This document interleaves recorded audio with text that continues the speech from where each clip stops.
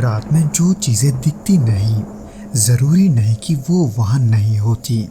बिल्कुल वैसे ही जो दीपक जी के साथ घटा था। वो न जाने उस रास्ते से हजारों बार पहले भी गुजर चुके थे। वही मोड़, वही पुल और वही पेड़, सब कुछ रोज जैसा ही था। लेकिन उस रात कुछ तो अलग था। पर क्या, ये हम आगे की घटना में सुनेंगे। तो चलिए बिना किसी देरी के इस घटना को हम दीपक जी के पॉइंट ऑफ व्यू से सुनते हैं। ये घटना मेरे साथ आज से तकरीबन 5 से 7 साल पहले हुआ था। मैं तब एक ट्रक ड्राइवर के रूप में काम करता था और उस समय मैं अक्सर कानपुर से सुल्तानपुर की तरफ सामान लेकर जाया करता था। मेरे वहां जाने का रास्ता तय था क्योंकि हर हफ्ते मैं कम से कम 1 या 2 बार उसी रास्ते से जाता था। यानी कि उस रास्ते का हर जगह भली भांति मैं जानता था। मेरे उस रास्ते में एक ब्रिज भी आता था जिसको लोग भागवी ब्रिज कहते थे, जो कि एक पुराना पुल था, पर ज्यादातर लोग उसे अब भी काम में लाते थे। हालांकि उसके अलावा एक नया बाईपास भी बन चुका था, लेकिन मुझे कई बार पुराना रास्ता पकड़ना पड़ता था, खासकर जब नया रास्ता किसी वजह से बंद हो या ट्रैफिक हो। उस वक्त तक मैं उस ब्रिज से सैकड़ों बार निकल चुका था। दिन में, रात में, बारिश में, धूप में, हर एक मौसम में सब कुछ हमेशा नॉर्मल ही रहता था। लेकिन उस रात कुछ अलग हुआ, कुछ ऐसा जो आज तक मेरी समझ में नहीं आया। उस रात मौसम कुछ अलग सा था। मैं लखनऊ पार कर चुका था और मौसम में अचानक ठंडक आ गई थी। बादल तो नहीं थे, लेकिन हवा बहुत ही भारी लग रही थी। ट्रक के शीशे बंद थे, फिर भी ऐसा लग रहा था जैसे बाहर की हवा के साथ कुछ अंदर घुस आया हो। ट्रक के अंदर की खामोशी अब अजीब लग रही थी। रेडियो ऑन था, लेकिन कोई स्टेशन नहीं पकड़ रहा था। बस एक अजीब सी फुसफुसाहट और बीच बीच में टूटी हुई आवाजें आ रही थी। उस वक्त मैं भागती ब्रिज से कुछ ही किलोमीटर दूर था, एक ऐसे इलाके में जिसको घने पेड़ पौधों ने घेर रखा था, जहां पर एक भी ढाबा या एक भी लाइट नहीं होता था। वैसे तो उसकी जरूरत हमेशा नहीं पड़ती थी, पर उस रात वहां पहुंचते न जाने कैसे मेरी ट्रक की लाइट अचानक से फ्लिकर करने लगी। हालांकि ये सब कुछ ही देर के लिए हुआ था, लेकिन उस कुछ पलों में मैंने सड़क पर कुछ देखा। जैसे सड़क के बीच में कोई खड़ा था, कोई आकृति बहुत ही पतली, स्थिर और काले रंग की। हालांकि मैंने ध्यान देने की कोशिश तो की थी, लेकिन रोशनी ना होने की वजह से मुझे सही से कुछ नहीं दिखा। इसलिए मैं गाड़ी आगे बढ़ाता रहा और फिर ठीक ऐसे ही करते करते अब मैं ब्रिज के करीब पहुंच चुका था। अंधेरा और घना हो गया था। ट्रक की हेडलाइट्स सीधा पुल पर पड़ रहे थे, लेकिन उनकी रोशनी भी जैसे मुझे अब कमजोर लग रही थी। और फिर उसी दौरान जैसे ही ट्रक ब्रिज पर चढ़ा, स्टीयरिंग अचानक से मुझे भारी लगने लगा। मैंने सोचा शायद टायर प्रेशर कम होगा या शायद पुल का वो हिस्सा खराब होगा, लेकिन वो खिंचाव वो कुछ अलग सा था, जैसे कुछ जानबूझकर गाड़ी को दूसरी ओर घुमा रहा था। कुछ पलों के लिए ट्रक मेरे कंट्रोल से बाहर हो चुका था।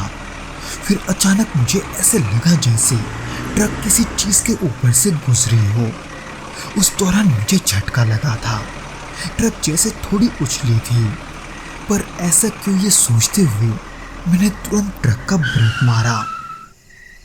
उस पल मेरा दिल जोरों से धड़कने लगा था, ये सोचकर शायद ट्रक के नीचे कोई आ गया होगा। मैं घबराहट के साथ नीचे उतरा, टॉर्च निकाली और सड़क के पीछे देखने लगा, पर वहां कुछ नहीं था। सड़क एकदम साफ था, पर तभी मेरी नजर टायर के पास गई। वहां की मिट्टी पर एक अजीब सी चिकनी लकीरें थी, जैसे कोई इंसान घसीटा गया हो। उस समय मैं कुछ समझ नहीं पाया, बल्कि खुद को ये समझाने की कोशिश की शायद वो कोई जानवर होगा। इसलिए मैं दोबारा ट्रक में बैठा और आगे बढ़ गया। मैं ट्रक लेकर थोड़ा सा आगे बढ़ा ही था, पर पता नहीं कैसे ट्रक अपने आप बंद होने लगा। सबसे पहले उसकी लाइटें, जो कि पहले अपने आप बंद हो गई, और फिर देखते ही देखते गाड़ी का इंजन भी अपने आप बंद हो गया। ऐसा नहीं था कि ट्रक में डीजल नहीं था, डीजल तो उसमें भरा हुआ था, पर उसके बावजूद भी बिना किसी खराबी के ट्रक अपने आप उस पुल के बीच में रुक गया था। फिर इसी के कुछ पलों के बाद मुझे अपने बाईं ओर से किसी के सांसों की आवाज आने लगी। मैं अपने कैबिन पर ही बैठा था और ये सब मुझे साफ सुनाई दे रहा था, जैसे मेरे नजदीक कोई बैठा हो। जब मुझे ऐसा महसूस होने लगा, मैंने सिर पीछे मोड़ने की हिम्मत नहीं की, बस हाथ स्टीयरिंग पर रखा और उसे कसकर दबाने लगा। उस 1 मिनट में मुझे जितना पसीना निकला उतना शायद ही एक बार में मुझे कभी आया था। घबराहट इतनी हो रही थी कि मैंने घबराहट के मारे अपनी आंखें बंद कर ली और मन ही मन बुदबुदाने लगा कि वहाँ कुछ नहीं है और सब ठीक है। ये कहते हुए मैंने दोबारा ट्रक को स्टार्ट करने की कोशिश की, और जब ट्रक स्टार्ट हुआ मैं वहाँ से चुपचाप आगे बढ़ गया। अब मैं कुछ भी सोचने की हालत में नहीं था, बस मैं ट्रक चलाता रहा। फिर ऐसे ही मैंने उस ब्रिज को पार किया और फिर उसके कुछ किलोमीटर के बाद एक खाली मैदान देखकर मैंने वहाँ ट्रक रोक दिया। तब मैं इतना डरा हुआ था कि मैं गाड़ी से नीचे उतरकर जमीन पर बैठ गया। अब तक तो डर के मारे मेरे घुटने भी कांप रहे थे। मैंने वहाँ रुककर खुद को शांत करने की कोशिश की और खुद को ये समझाने लगा कि शायद से वो सब मेरा वहम होगा। पर जब मैं ये सब सोचकर ट्रक में लौटने वाला था, तब मैंने ट्रक के बाईं ओर के शीशे पर एक बहुत ही अजीब चीज़ देखा। वहाँ मैंने देखा कि वहाँ किसी के हाथों के निशान हैं, जैसे किसी ने ट्रक के कैबिन के अंदर से शीशे पर हाथ रखा हो। वैसे तो वो हाथ मेरा भी हो सकता था, पर उसमें जो छाप लगा हुआ था वो मेरे हाथ से काफ़ी छोटा था। इसलिए उसे देखकर अब मैं ये समझ चुका था कि ये सब कोई वहम नहीं है, कुछ और है, कुछ ऐसा जो मेरे समझ के परे है। इसलिए मैंने वहाँ ज़्यादा वक्त ना बिताते हुए अपने मंजिल पर जल्द से जल्द जाने का फैसला किया। हालांकि उसके बाद का पूरा रास्ता मेरे साथ और कुछ अजीब नहीं हुआ, पर फिर भी अंदर डर बना हुआ था और मैं ये बार बार सोच रहा था कि मैं जिस ब्रिज को बार बार पार कर चुका हूँ वहाँ पर आज मेरे साथ ऐसा क्यों हुआ और आखिर क्या ही हुआ। दोस्तों, इस सवाल का जवाब आज भी दीपक जी को नहीं मिला, पर हमारे देश भर में ऐसी और भी कई घटनाएं हैं जिनका आज भी कोई जवाब नहीं है, बिल्कुल आज के दूसरे घटना के जैसे, जो कि मनदीप जी के साथ उनके मामा के गांव में घटा था।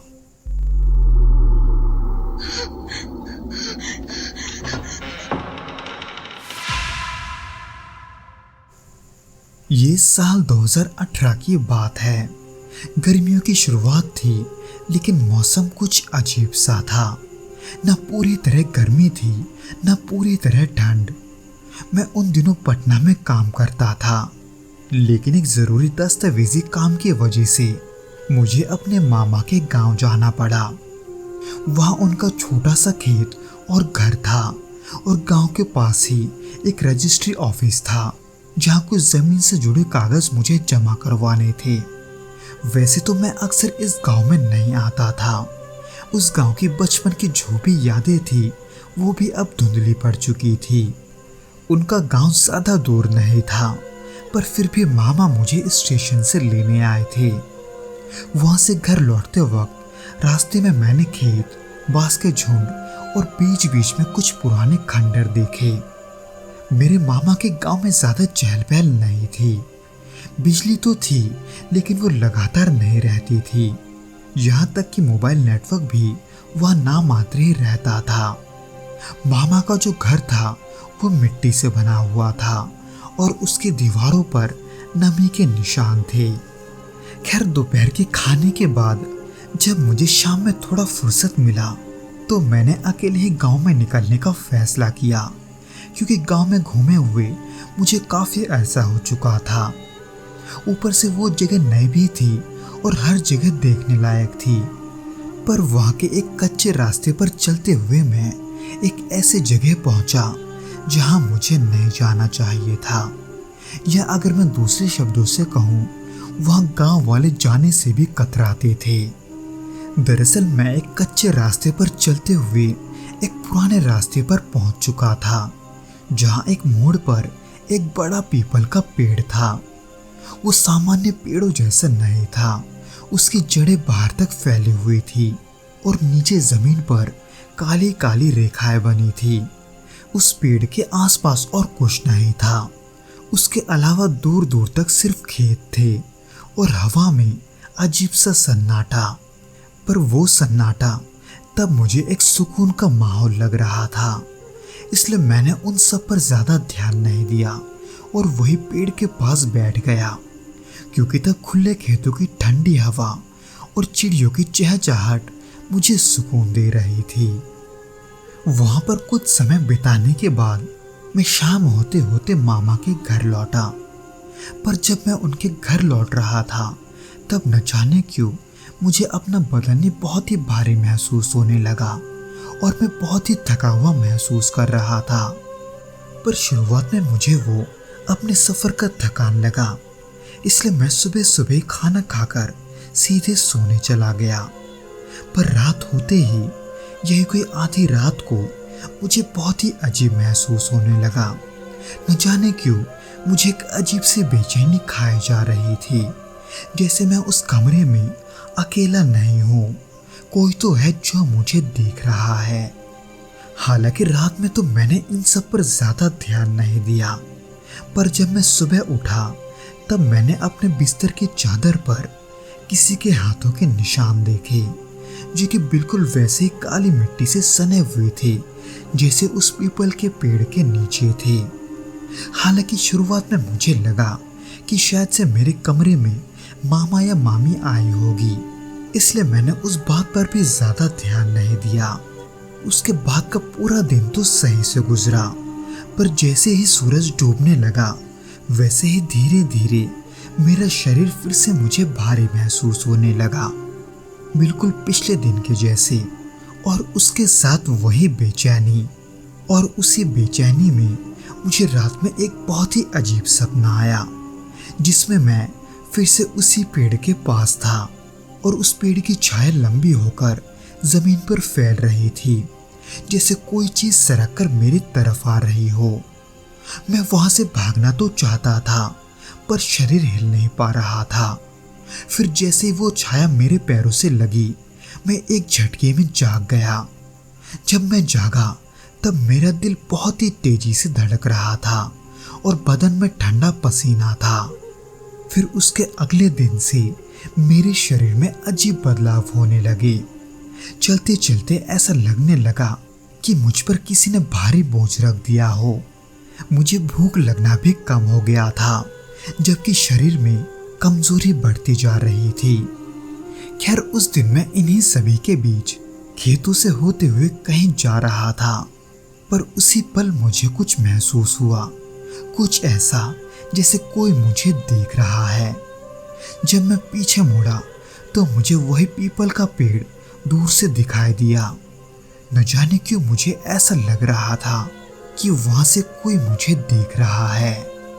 हालांकि उस रात मुझे दोबारा कोई सपना नहीं आया, बल्कि उस रात मुझे एक अजीब सा अनुभव हुआ।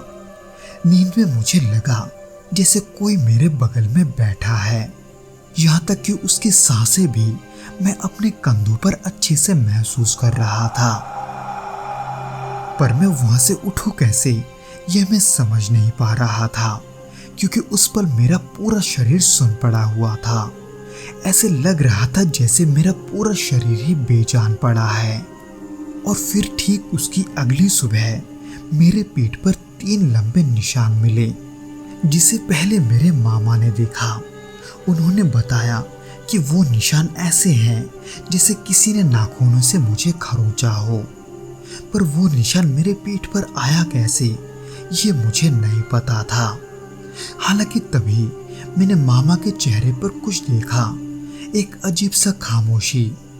वो कुछ तो जानते थे, लेकिन वो मुझसे बोल नहीं रहे थे। अब हर रात मेरे साथ कुछ न कुछ अजीब होने लगा था। कभी खिड़की खुद ब खुद खुल जाती, तो कभी कमरे में किसी के चलने की आवाजें आती।